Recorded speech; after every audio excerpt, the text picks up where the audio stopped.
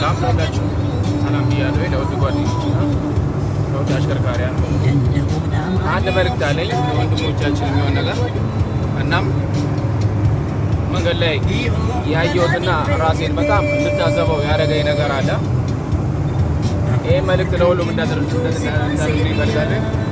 በመጀመሪያም ደረጃ መንገድ ላይ ደግሞ መሽናት የማይቻልበት ቦታ ላይ ሸንተን ወይ በኮዳ ወይ ሃይላንድ ላይ ይዘን መንገድ ላይ በምንሄድበት ሰዓት ለመጣል እንኳን ብናስብ ክዳኑን ከፍተን ብንጥል የተሻለ ነገር ነው እና ወገኖቼ አንድ ነገር አለ። መንገድ ላይ ያየሁትን ወይም የታዘብኩትን ለራሴ በጣም ያሳዘነኝና በጣም ራሴን ዶክተር ያደረገኝ ነገር ነው።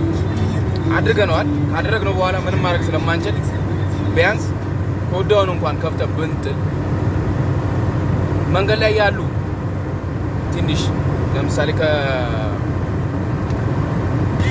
ህሙማኖችን መንገድ ላይ ምንም ነገር የሚያውቁት ነገር የለም። የጣልነውን ነገር አንስተው እንደሚጠጡ ነው።